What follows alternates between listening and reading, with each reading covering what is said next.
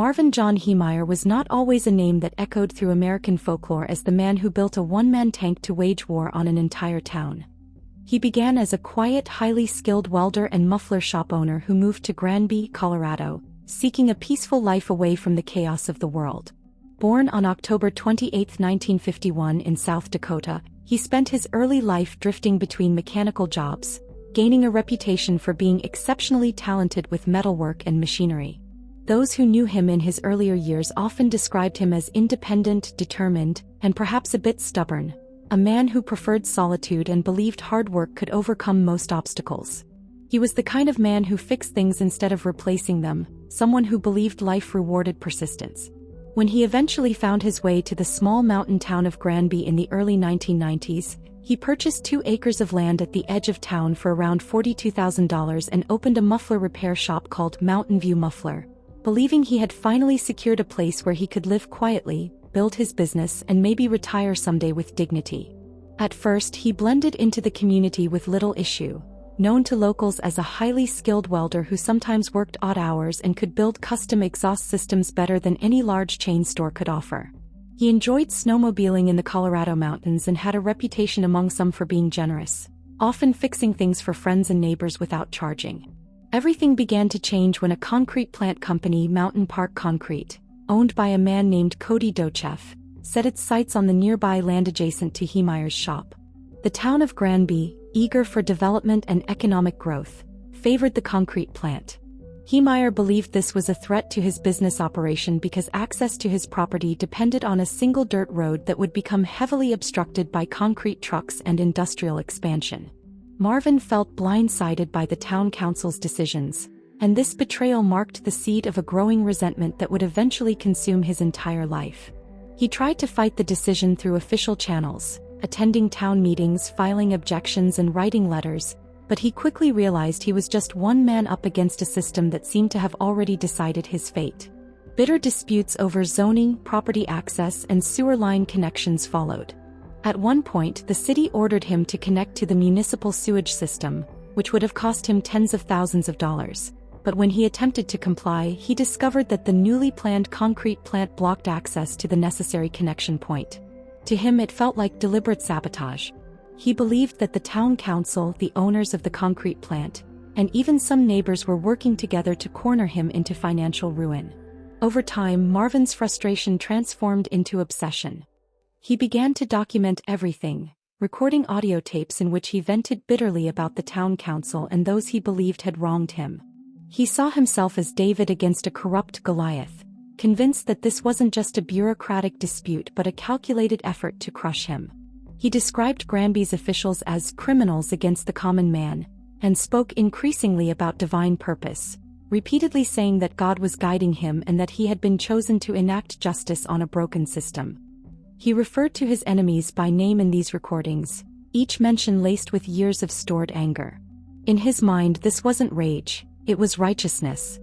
He sold his muffler shop but secretly held on to access and began renting the building back just enough to maintain a legitimate presence, all while beginning a secret project that would eventually gain worldwide infamy. Sometime around 2002, Marvin purchased a large Komatsu D355A bulldozer for approximately $60,000 at an auction. To most people it was just industrial machinery, but to him, it was the vessel of his vengeance. He slowly began modifying it inside a closed workshop on his property, welding thick steel plates, attaching layers of concrete between sheets of metal to form improvised composite armor that could withstand direct fire from rifles and small arms. He engineered the hull meticulously, ensuring critical components like the engine and hydraulics were shielded. He installed cameras inside protective boxes and routed video feeds to screens inside the cockpit so he could see outside without exposing himself. He rigged air vents with filters to handle dust and debris. He built a custom firing port and installed a .50 caliber rifle, a .308 semi-automatic rifle, and a .22 caliber rifle inside, though their use would become secondary to the raw brute force of the machine itself. As months passed, his secret creation evolved from a bulldozer into an armored war machine. He welded the cabin shut so that once he entered, escape would be nearly impossible without cutting through the steel from the outside. This was a one-way mission. In his recordings, he justified his plan repeatedly, saying, "Sometimes reasonable men must do unreasonable things."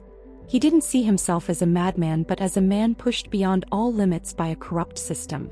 This narrative played in his head on a loop. Meanwhile, life in Granby went on.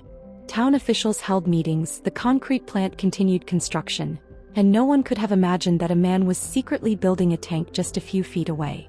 He continued making adjustments for over a year, adding external cameras, internal air conditioning, a firing system, reinforced steel plating and hydraulic controls. Every modification was methodical. He was not rushing, he was preparing. To him, this wasn't crime, it was execution of judgment. By 2004, the machine was complete. The locals had no clue. Even people who drove by daily never suspected what was being forged behind closed doors. Marvin filmed parts of his progress and narrated his intent, leaving behind over 2 hours of recorded monologues explaining why he believed God guided his hand to build this machine.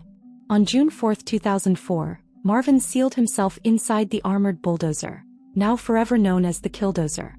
He had left a note behind and prepared tapes explaining he did not expect to make it out alive. He used a homemade makeshift mechanism to lower the armored shell into place, locking himself in permanently.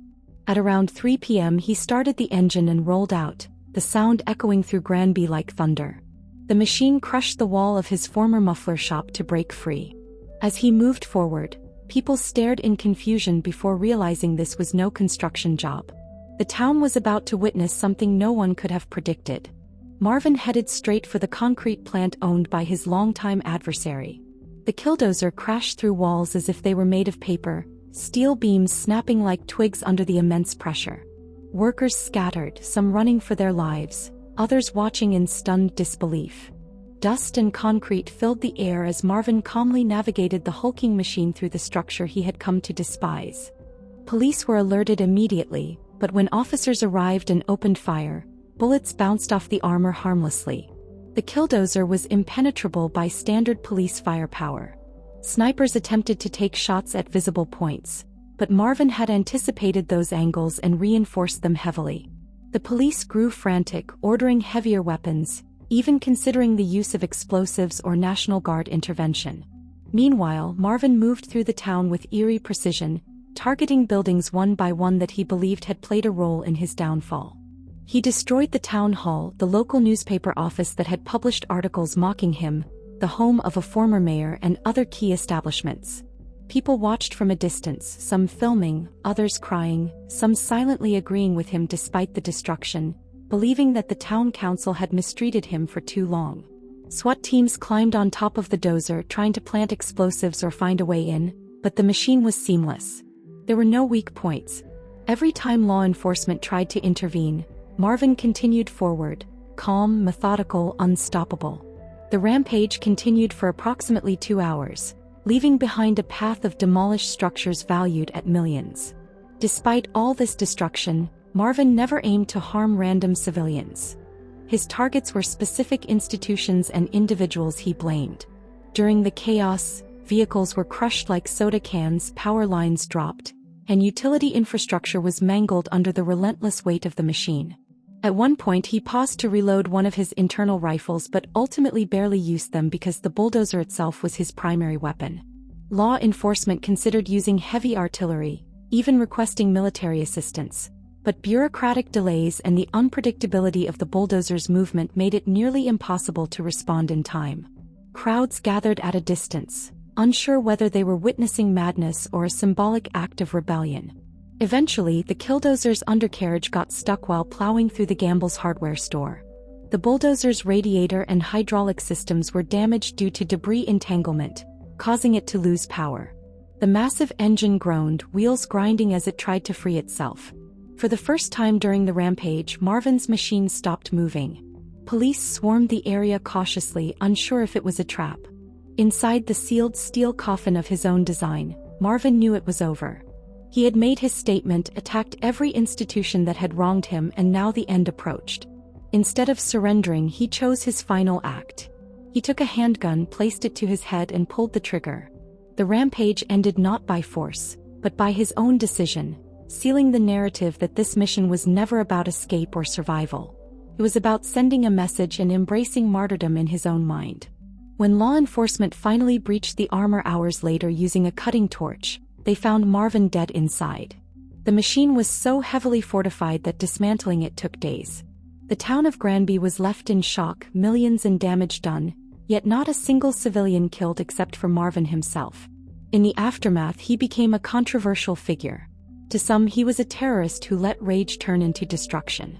To others, he became a folk hero, a symbol of one man pushed too far by a corrupt system who decided to fight back in the most extreme way possible. In the years that followed, his recordings were released and his words became etched into internet lore. I was always willing to be reasonable until I had to be unreasonable. People debated whether the town had truly wronged him or if he had allowed paranoia to devour his judgment. The Killdozer itself became a legend, a modern myth of American rebellion against bureaucracy. Granby rebuilt, but the scars remained. Some of the officials he named in his tapes resigned or distanced themselves from public roles. The concrete plant eventually went bankrupt. Town residents who once dismissed him as a bitter mechanic now whispered about the possibility that they had indeed pushed a man past the brink, creating the monster they once claimed he had always been. Marvin Heemeyer's story, once a local dispute, became a symbol debated worldwide. Was he a victim of systemic oppression or the architect of his own downfall? The recordings left behind reveal a man who truly believed he had no other choice. A man who begged the town for fairness but felt only betrayal. Whether he was right or wrong remains a matter of interpretation, but one truth is undeniable. He made the world listen. The Killdozer did not just demolish buildings.